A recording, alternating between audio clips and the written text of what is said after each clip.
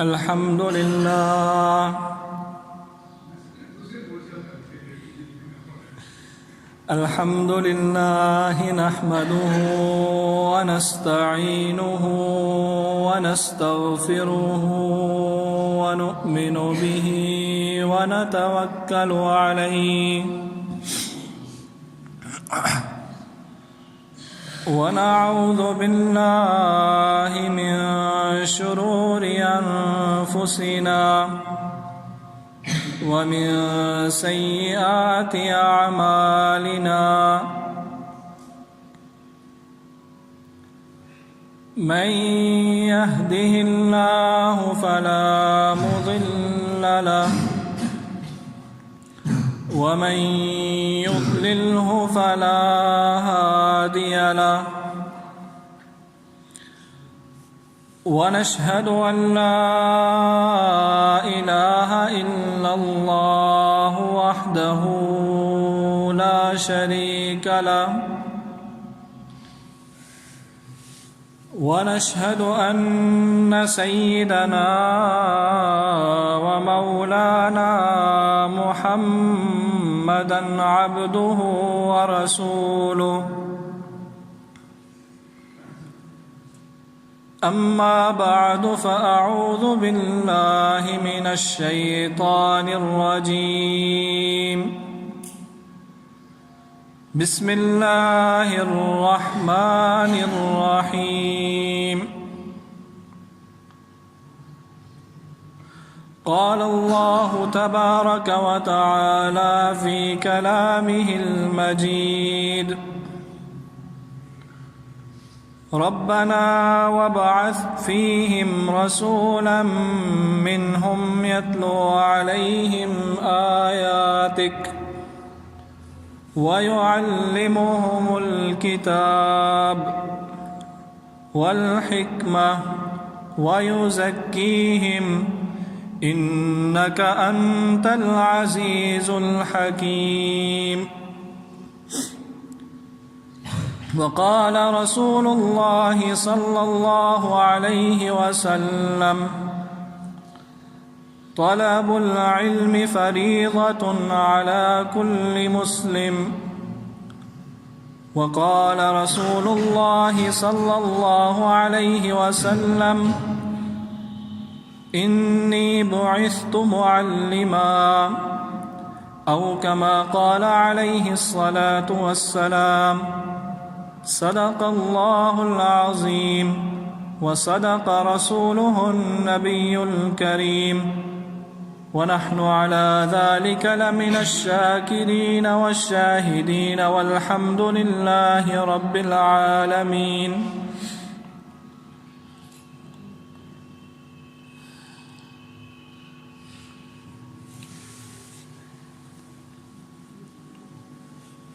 سامعین گرامی،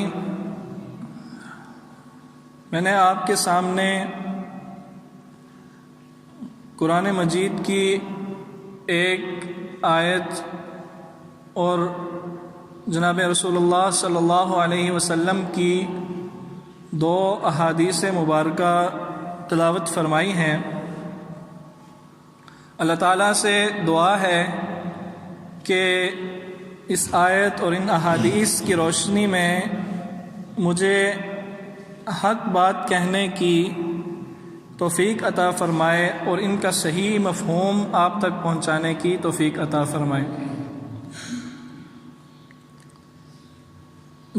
جو حدیث آپ کے سامنے پڑھی گئی ہے کہ نبی صلی اللہ علیہ وسلم نے فرمایا کہ علم حاصل کرنا ہر مسلمان پر فرض ہے، اور نبی صلی اللہ علیہ وسلم نے فرمایا کہ مجھے تو معلم بنا کے بھیجا گیا ہے، مجھے تو سکھانے والا بنا کے بھیجا گیا ہے، مجھے پڑھانے والا بنا کے بھیجا گیا ہے۔ نبی صلی اللہ علیہ وسلم کو علم سے بہت پیار تھا، بہت پسند کرتے تھے علم کو۔ ایک دفعہ مسجد نبوی میں نبی صلی اللہ علیہ وسلم داخل ہوئے تو دیکھا کہ مسجد نبوی میں صحابہ مختلف ٹولیوں میں حلقے بنائے ہوئے مسجد کے مختلف حصوں میں بیٹھے ہوئے ہیں. کوئی اللہ کا ذکر کر رہا ہے، کوئی قرآن پڑھ رہا ہے، کوئی علم کے مباحثے کر رہا ہے، مختلف مسائل میں آپس میں گفتگو کر رہے ہیں. تو نبی صلی اللہ علیہ وسلم نے پوچھا کہ یہ کیا ہے؟ تو حضرت ابو ہریرہ رضی اللہ تعالیٰ عنہ نے غالباً عرض کیا کہ یا رسول اللہ کہ یہ علم کی مجلس ہے، یہاں پہ لوگ آپس میں مباحثہ کر رہے ہیں، مذاکرہ کر رہے ہیں، اور یہ جو صحابہ ہیں یہ قرآن کی تلاوت کر رہے ہیں، اور وہ جو ہے وہ اللہ کا ذکر کر رہے ہیں، اللہ کی یاد میں مشغول ہیں. نبی صلی اللہ علیہ وسلم نے سب کی تعریف فرمائی، کہا کہ سبھی اچھا کر رہے ہیں، ولیکن انی بعثت معلما، مجھے معلم بنا کے بھیجا گیا ہے، مجھے تو پڑھنے پڑھانے والا، سیکھنے سکھانے والا بنا کے بھیجا گیا ہے. اور یہ فرما کہ آپ علم کی مجلس میں جا کے بیٹھ گئے، جہاں پہ صحابہ علم کے متعلق آپس میں گفتگو کر رہے تھے، ان کے پاس جا کے بیٹھ گئے. اس سے یہ پتہ چلتا ہے کہ اگرچہ قرآن کی تلاوت بہت افضل ہے، بہت اچھا کام ہے، اللہ کا ذکر کرنا بہت اچھا کام ہے، لیکن علم کی فضیلت اس سے بھی بڑھ کے ہے، اس سے بھی افضل کام ہے علم حاصل کرنا. اور اسی لیے نبی صلی اللہ علیہ وسلم نے دوسرے لوگوں کو بھی علم حاصل کرنے کی ترغیب دی، علم سیکھنے کی ترغیب دی. چنانچہ ایک دفعہ حضرت ابو موسیٰ اشعری رضی اللہ تعالیٰ عنہ، جو کہ ایک مشہور صحابی ہیں، اشعری قبیلے سے تعلق رکھتے تھے، اور اشعریوں کی آواز بہت اچھی آواز ہوا کرتی تھی. نبی صلی اللہ علیہ وسلم نے ان سے ایک دفعہ فرمایا کہ تم لوگوں کو داؤد کی آواز دی گئی ہے، داؤد علیہ السلام کی آواز دی گئی ہے. جس طرح داؤد علیہ السلام خوش الہانی سے زبور کی تلاوت کرتے تھے، زبور پڑھتے تھے، اور پہاڑ جھوم اٹھتے تھے، اور پرندے جو ہے وہ ان کے گرد اکٹھے ہو جاتے تھے، تو ایسی آواز اشعری قبیلے کو دی گئی ہے. اور ابو موسیٰ اشعری اس قبیلے سے تعلق رکھتے تھے. ایک دفعہ نبی صلی اللہ علیہ وسلم کے پاس حاضر ہوئے تو نبی صلی اللہ علیہ وسلم نے فرمایا، اے ابو موسیٰ، کیا تم میرے سے جو بات سنتے ہو اسے اپنے ہمسایوں تک پہنچاتے ہو؟ اپنے قبیلے میں جا کے میرے سے کوئی حدیث سنی، کوئی بات دین کی کوئی بات سنی، کوئی آیت سنی، کیا تم اپنے ہمسایوں میں وہ بات جا کے پہنچاتے ہو، ان کو بھی سکھاتے ہو؟ حضرت ابو موسیٰ رضی اللہ تعالیٰ عنہ نے فرمایا کہ نہیں. نبی صلی اللہ علیہ وسلم نے فرمایا کہ تم ایسا کرو گے، ورنہ میں اللہ تعالیٰ سے یہ دعا کروں گا کہ تمہارے چہرے کو سور اور بندر کی طرح بنا دے. اگر تم میری بات دوسرے لوگوں تک نہ پہنچاؤ گے تو میں یہ اللہ سے دعا کروں گا کہ تمہارے چہروں کو مسخ کر دیں. تو اس طرح نبی صلی اللہ علیہ وسلم نے دوسرے لوگوں کو دین کا علم آگے پھیلانے کی ترغیب دی. حجت الوداع کے موقع پہ جب نبی صلی اللہ علیہ وسلم کا گویا سارے مسلمانوں سے آخری خطاب تھا، آخری ہدایات فرما رہے تھے، دین مکمل ہو چکا تھا، اور اب نبی صلی اللہ علیہ وسلم کو اس دنیا سے رخصت ہونا تھا، تب نبی صلی اللہ علیہ وسلم آخری ہدایات گویا فرما رہے تھے. تو اس کا مطلب ہے کہ بہت اہم ہدایات ہوں گی وہ. تو نبی صلی اللہ علیہ وسلم نے اس میں فرمایا کہ الا فلیبلغ الشاہد منکم الغائب، کہ تم میں سے جو حاضر ہے، جو میری بات سن رہا ہے، اس پہ یہ لازم ہے کہ وہ اس بات کو دوسروں تک پہنچائے، ان لوگوں تک پہنچا دے کہ جو یہاں موجود نہیں ہیں. دین کا علم کو پھیلانے کی اسی ضرورت کو محسوس کرتے ہوئے صحابہ ساری دنیا میں پھیلے، ساری دنیا میں دین کا علم پہنچایا. اور حتیٰ کہ کہا جاتا ہے کہ بحر قلزم میں کہا جاتا ہے کہ ایک سمندر میں ایک صحابی پہنچے گھوڑا لے کے. وہ سمندر مراکش کے حد، جو اس وقت دنیا کی حد ہوا کرتی تھی، یعنی دنیا کا کنارہ سمجھا جاتا تھا. کسی کو پتہ نہیں تھا کہ اس کے آگے امریکہ اور آسٹریلیا کے بر اعظم بھی موجود ہیں، کوئی نہیں جانتا تھا اس وقت. ان صحابی نے وہ گھوڑا سمندر میں ڈالا، جہاں تک گیا اور پانی گہرا تھا، آگے رک گیا. تو ان صحابی نے کہا کہ اے اللہ، اگر مجھے معلوم ہوتا کہ اس پانی سے آگے تیری کوئی مخلوق بستی ہے تیرے کوئی بندے آباد ہیں تو میں اس گھوڑے کو پانی میں ڈال دیتا، میں اس کی پرواہ نہ کرتا کہ یہ ڈوبتا ہے یا ترتا ہے، اور میں ان لوگوں تک تیرے دین کا علم پہنچاتا، تیرا دین پہنچاتا، تیرے دین کی دعوت پہنچاتا۔ تو یہ اسی وجہ سے نبی صلی اللہ علیہ وسلم کی انہی تعلیمات کی وجہ سے خیر القرون کے جو لوگ تھے انہوں نے دین کو پہنچانے کے لیے انتہائی مشقتیں برداشت کیں، اذیتیں برداشت کیں۔ آپ دیکھتے نہیں کہ حضرت امام ابو حنیفہ رحمۃ اللہ علیہ کہ ان کو کتنی تکلیفیں دی گئی، کس لیے تکلیفیں دی گئی؟ صرف دین کی غرض سے، دین کے علم کو بچانے کی غرض سے اتنی تکلیفیں دی گئی کہ ان کی آپ جانتے ہیں کہ ان کی موت قید خانے میں ہوئی، جیل میں زہر دے کے مار دیا گیا امام ابو حنیفہ رحمۃ اللہ علیہ کو۔ امام احمد بن حنبل کو صرف ایک عقیدے کو بچانے کی خاطر کہ قرآن اللہ تعالیٰ کی مخلوق نہیں ہے، قرآن اللہ کی صفت ہے، اللہ کا کلام ہے، صرف ایک عقیدے کو بچانے کی خاطر ان کو انتہائی درجے کی تکلیفیں پہنچائی گئی۔ امام مالک رحمۃ اللہ علیہ کو اتنی تکلیفیں دی گئی، اتنی اذیتیں دی گئیں کہ وہ ہاتھ باندھ کے نماز پڑھنے سے قاصر تھے، وہ ہاتھ باندھ کے نماز نہیں پڑھ سکے اس کے بعد۔ تو لوگوں نے اتنی تکلیفیں کیوں اٹھائیں؟ علی بن ابن مدینی رحمۃ اللہ علیہ اسی مسلک میں جب خلیفہ مامون الرشید نے ان سے فرمایا، لوگوں سے کہا کہ ہر ایک عالم سے، ہر ایک فقیہ سے، ہر ایک مفتی سے جا کے یہ لکھواؤ کہ قرآن اللہ کی مخلوق ہے، قرآن صفت نہیں ہے، قرآن اللہ کی صفت نہیں ہے، کلام نہیں ہے۔ تو انہوں نے ایک آدمی جب ان کے پاس گیا، حکومت کے کارندے جب ان کے پاس گئے تو انہوں نے پیپر پہ لکھ دیا کہ قرآن اللہ کی مخلوق ہے، اور ساتھ رونے لگے، کہنے لگے کہ یاد رکھو کہ میرا یہ عقیدہ نہیں ہے، پیپر پہ تو میں لکھ رہا ہوں لیکن یہ میرا عقیدہ نہیں ہے۔ اور لوگوں نے پوچھا جب عقیدہ نہیں ہے تو لکھ کیوں رہے ہیں؟ انہوں نے فرمایا کہ لکھ اس لیے رہا ہوں کہ اگر نہ لکھوں تو یہ خلیفہ مجھے قتل کرا دے گا، اور اگر میں قتل ہو گیا تو میرے سینے میں جو علم ہے وہ میرے ساتھ چلا جائے گا، میں یہ علم لوگوں تک پہنچا نہیں سکوں گا، اس لیے میری مجبوری ہے کہ میں یہ لکھ رہا ہوں۔ اس طرح انہیں اس بات کا احساس تھا کہ جو علم ہم تک پہنچا ہے کس طرح آگے لوگوں تک پہنچایا جائے۔ اور اللہ تعالیٰ نے فرمایا کہ قیامت کے دن، قیامت جب قریب آئے گی، قیامت کی نشانیوں میں سے ایک بڑی نشانی یہ ہے کہ علم کو اٹھا لیا جائے گا۔ آج آپ دیکھتے ہیں کہ کتنی ریل پھیل ہے علم کی، ہر طرف کتابیں اور لائبریریاں اور یونیورسٹیز اور کالجز ہر طرف ہمیں نظر آتے ہیں۔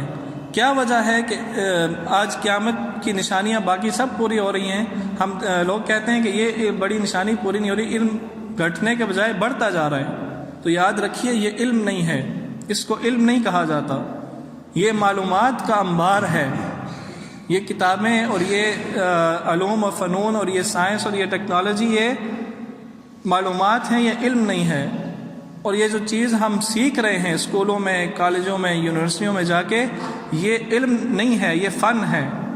فن اس چیز کو کہتے ہیں جس کو سیکھ کے انسان اپنا ذریعہ معاش کے طور پہ اپناتا ہے۔ کسی نے جوتے سینا سیکھ لیا، یہ فن ہے۔ کیوں سیکھتا ہے؟ کیونکہ جوتے سی کے، جوتے بنا کے اس کو بیچ کے پیسے کماؤں گا۔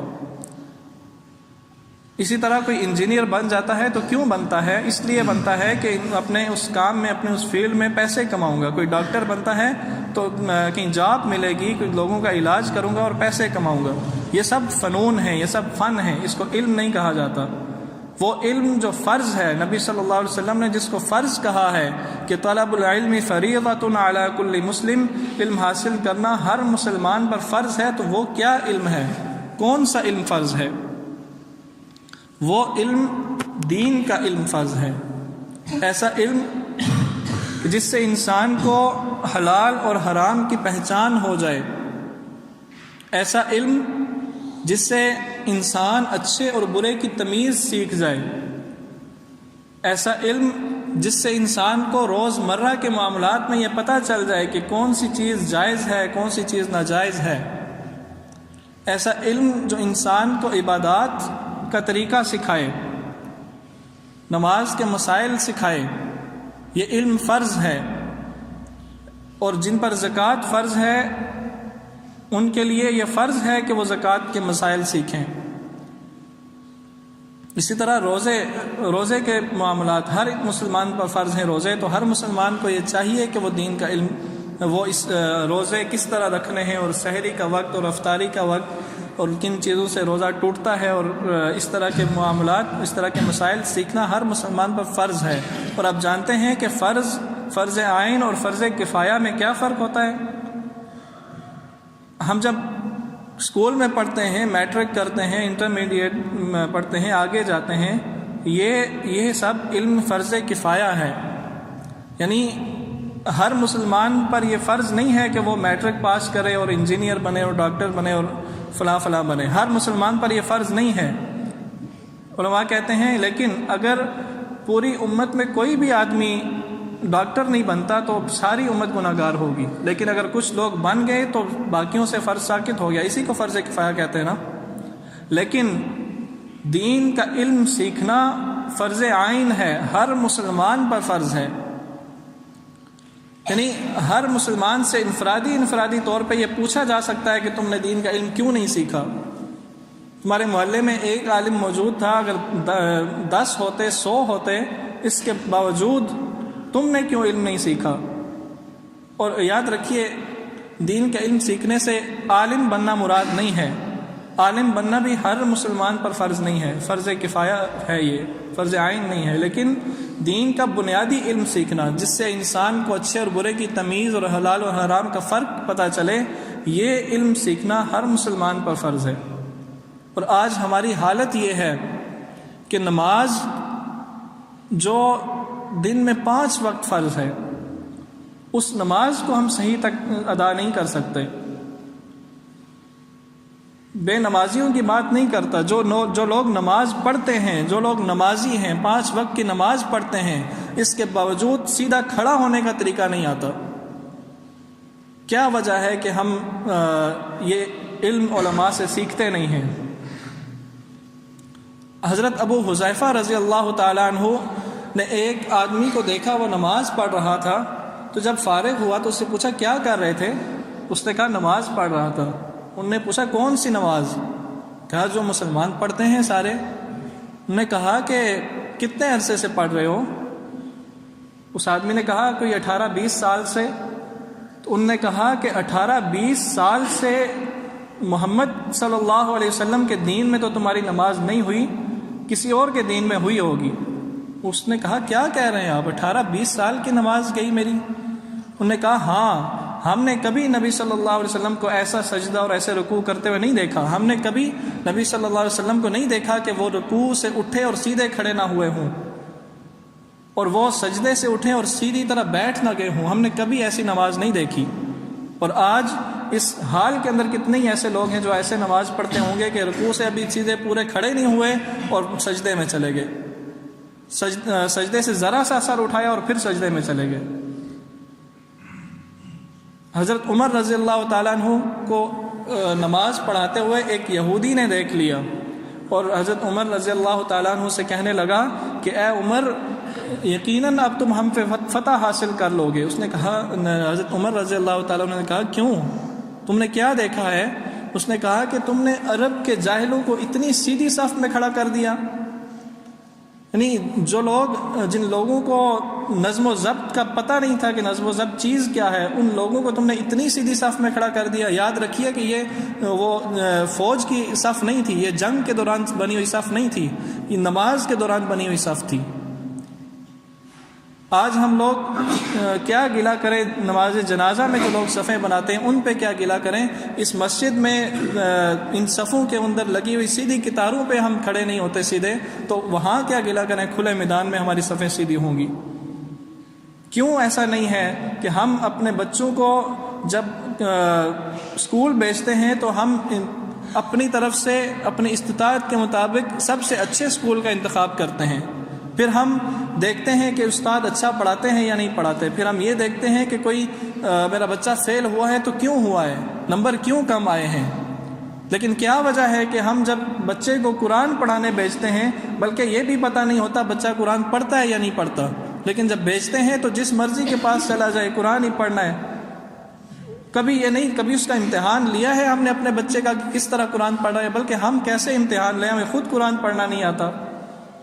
یاد رکھیے قرآن کو صحیح طرح پڑھنا، قرآن کو تجوید کے ساتھ پڑھنا، ورتل القرآن ترتیلا، اور قرآن کو ترتیل کے ساتھ پڑھنا، تجوید کے ساتھ پڑھنا ہر مسلمان پر فرض ہے. یہ صرف حفاظ کے لیے نہیں ہے، یہ صرف قاری حضرات کے لیے نہیں ہے، علماء کے لیے نہیں ہے، ہر مسلمان، ہر خاص و عام کے لیے یہ فرض ہے کہ وہ قرآن کو صحیح طرح پڑھے. کیا حافظ حضرات کے لیے کوئی اور قرآن ہے اور عام لوگوں کے لیے کوئی اور قرآن ہے؟ نعوذ باللہ نہیں. تو اور وسائل کو ہونے کے باوجود اگر ہم قرآن کو نہ سیکھیں، اگر ہم قرآن کو پڑھنا نہیں سیکھیں، اس پہ عمل تو بہت بات کی بات ہے، تو پھر قصوروار کون ہے؟ کل اللہ تعالیٰ جب پوچھیں گے کہ وسائل کے ہونے کے باوجود، تمہارے محلے میں اتنا بڑا ایک مرکز ہونے کے باوجود، تمہارے گھر کے پاس حفاظ ہونے کے باوجود، تمہارے بیٹے حافظ تھے، اپنے بیٹوں کو حافظ بنا دیا، اس کے باوجود خود قرآن کیوں نہیں پڑھا، کیوں نہیں سیکھا؟ وہ کام جو انسان کے لیے اللہ تعالیٰ نے کہا ہے کہ میں نے انسان کو بھیجا ہی اسی لیے ہے کہ وہ میری عبادت کرے. انسان کا دنیا میں کام ہی یہی ہے کہ وہ اللہ کی عبادت کرے. تو وہی کام انسان اگر صحیح طرح نہ کرے تو پھر کیا فائدہ اس زندگی کا؟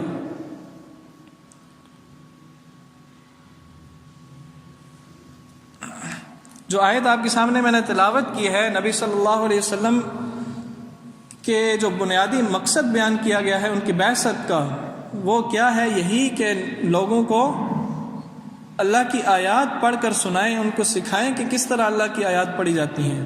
یتلو علیہم آیاتک، کہ تم لوگوں پہ اللہ کی آیات پڑھیں. وَيُعَلِّمُهُمُ الْكِتَابَ، اور ان کو کتاب کی تعلیم دیں، ان کو سکھائیں کہ یہ کتاب پڑھی کیسے جاتی ہے اور اس کے بعد اس پہ عمل کیسے کیا جاتا ہے.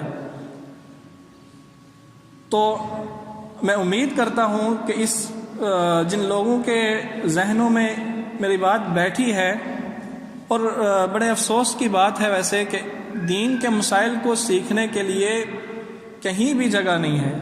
ہمارے گھروں میں نہیں سکھائے جاتے، ہماری مسجدوں میں اس کا اہتمام نہیں کیا جاتا الا ماشاء اللہ. ہاں، امام صاحب اگر کسی نماز میں اگر بتا دیں، کسی نماز کے بعد ہفتے میں ایک بار، روز میں ایک بار، لیکن باقاعدہ بچوں کو دین کا علم سکھانے کا اہتمام کہاں کیا جاتا ہے ہمارے معاشرے میں؟ اگر کہیں ہے تو مجھے بھی بتائیے گا کہ یہاں ہوتا ہے. آپ سے بھی گلا نہیں ہے، ہمارا بھی یہی حال ہے.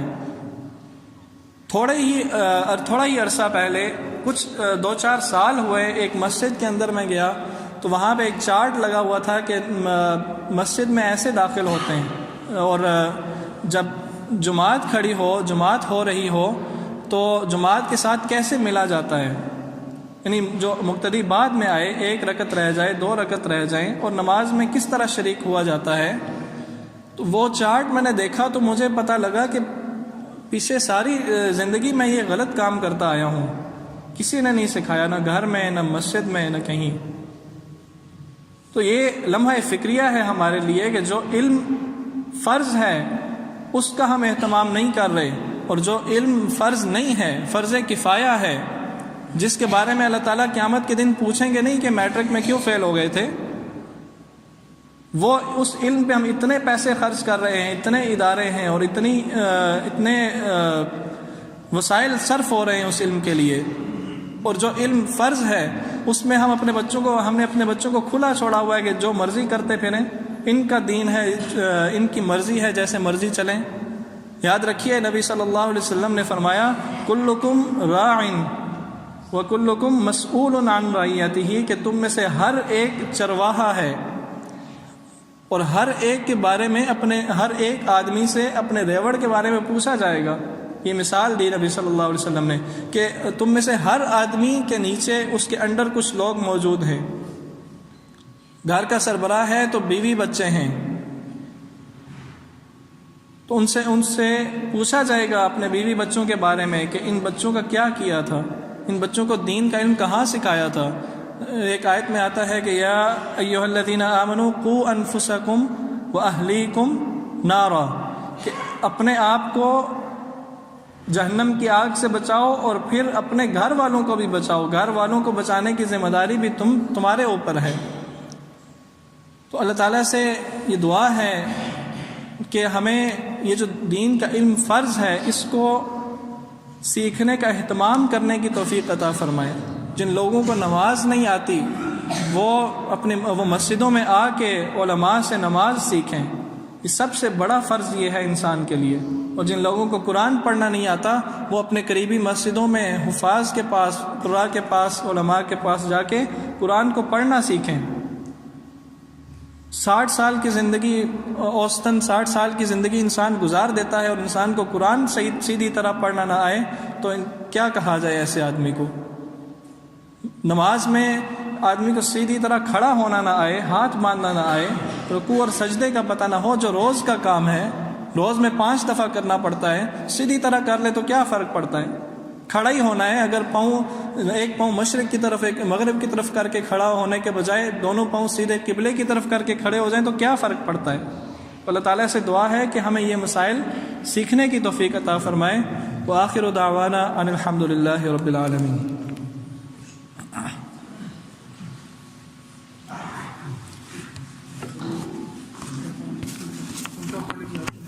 سنتے ادا کر